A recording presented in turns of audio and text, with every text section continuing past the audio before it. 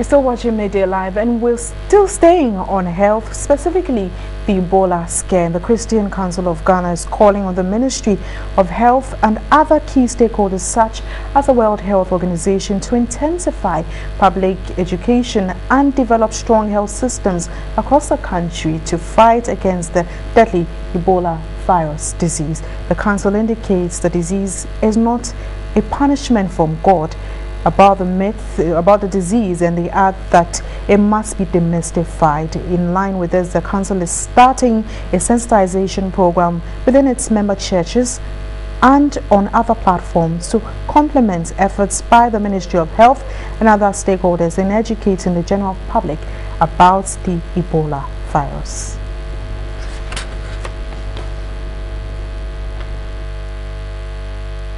So this afternoon I have in the studio the General Secretary of the Christian Council of Ghana, Reverend Huni Frimpong. Good afternoon. Good afternoon. And thanks for your time. Thanks for having me. Now, before we even go straight to the Christian Council, you were listening into the interview I had with the Boko Municipal Health Director, and her concern specifically was the number of protective gear they had there, which she did mention that was not enough.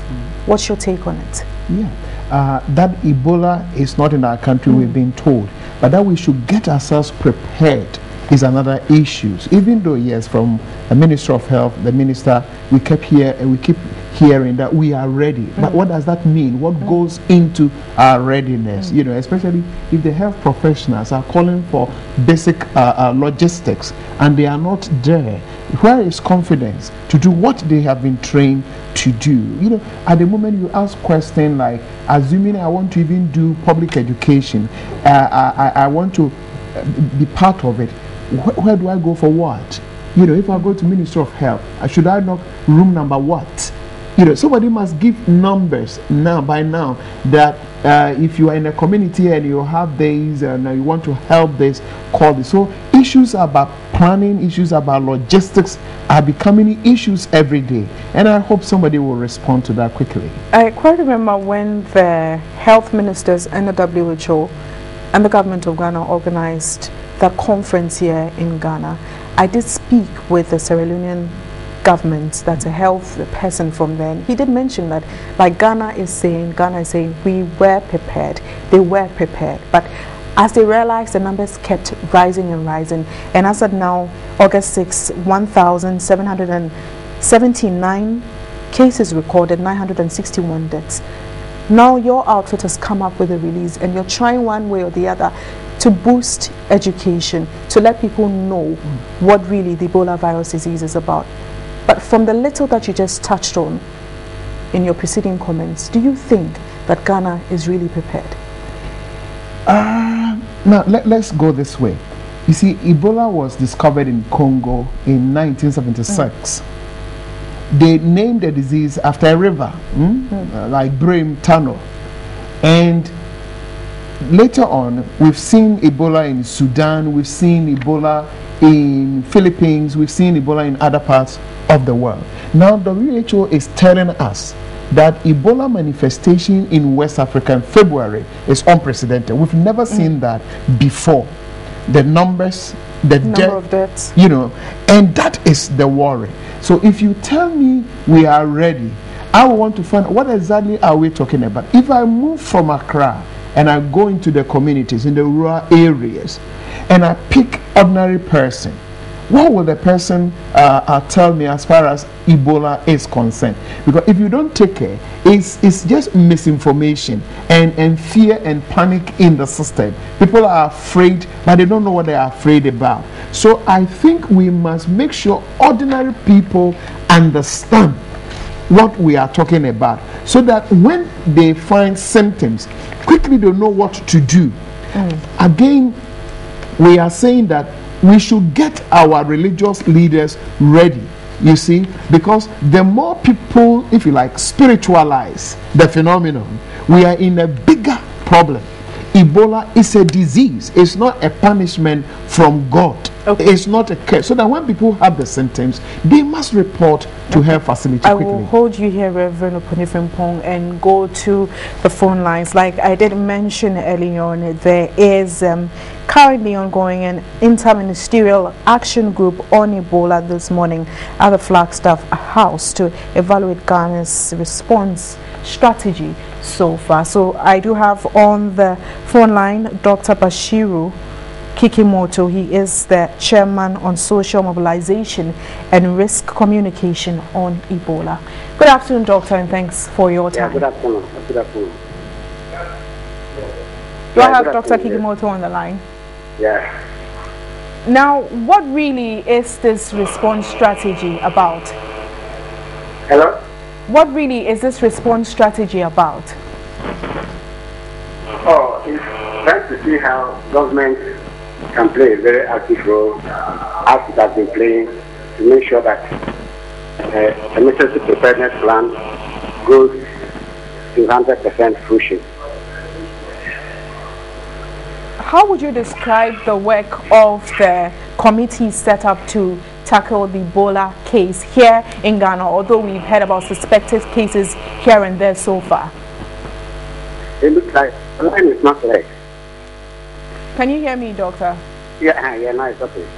Now, I'm asking that how would you describe the work of the committee of which you're part of so far?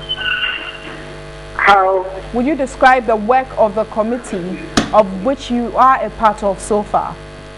Oh, I think it is not only the work of the committee, but also you, the media, is also been helpful in some ways, because it is the responsibility of every Ghanaian to take this case serious. So I think that so far I can say the country is doing well, and on that, in this instance, the country is doing well. Over the weekend, there were concerns about suspected cases in some parts of the country, and some information getting to us is that the tests have been done and it's out and it's actually negative. Can you confirm it? Now, what I would say is that sometimes it is the media that is trying to be hyper sensitive in these issues, because when they say it's a suspected case, you have to wait until there's a laboratory confirmed case from Noguchi before you come out. But people think that when somebody has some bleeding nose, somebody has something which has been happening, there is Ebola. It is the media should try not to conclude like that.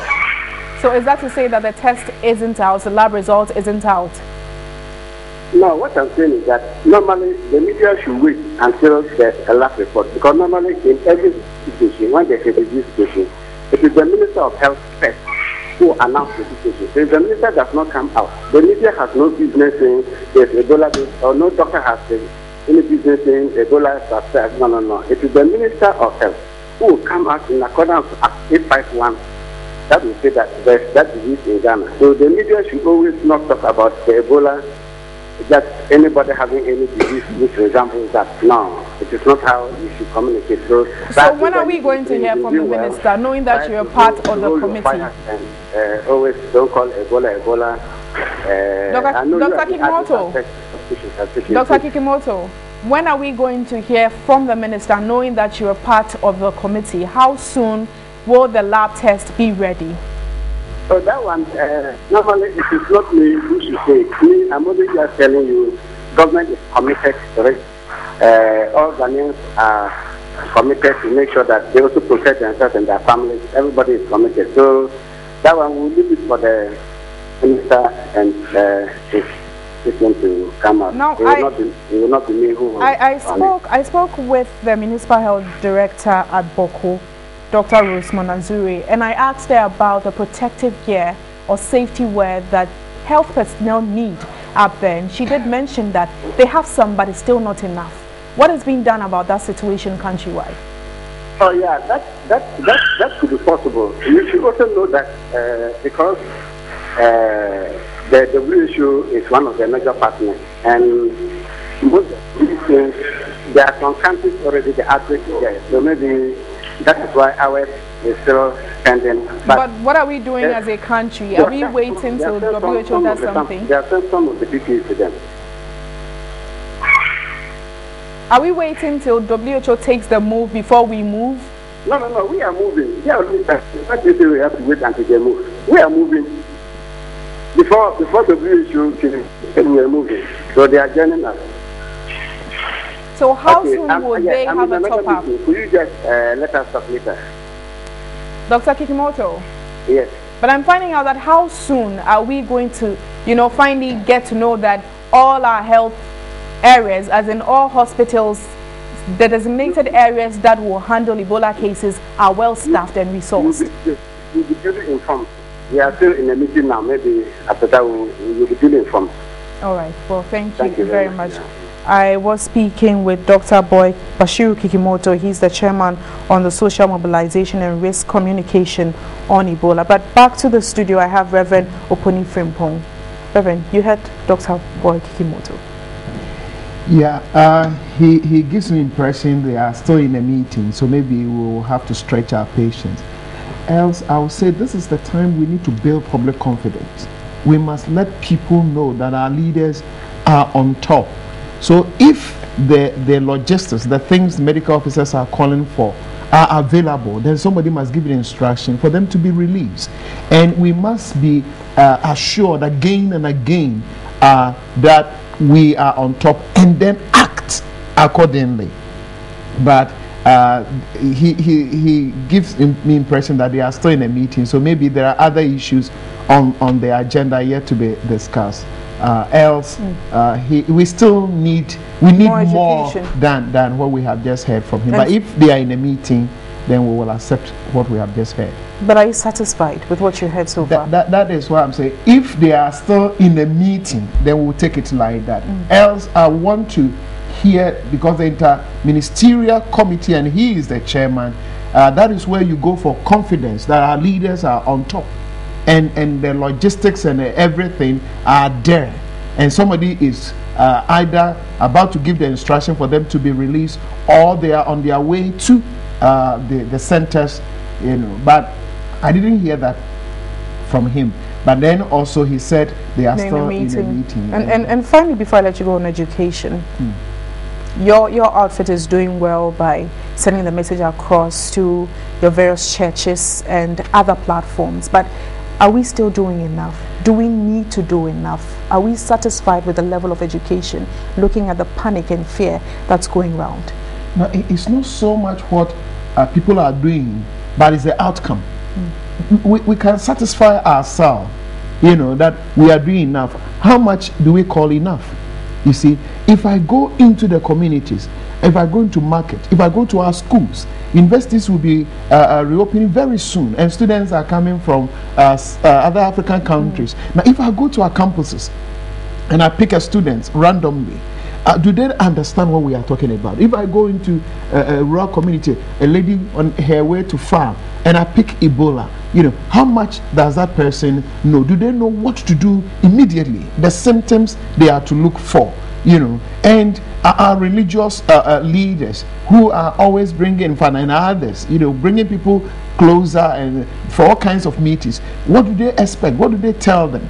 You see, so it is when we realize that ordinary person can give you adequate information about the subject we are talking about. That is where we can mark ourselves correct, that we've done enough. But if official levels, we finish meeting and say we are doing education, what does that mean? Well, so I think we need to challenge ourselves, knowing what has happened in Guinea, Liberia, Sierra Leone. We need to challenge ourselves and go beyond the ordinary.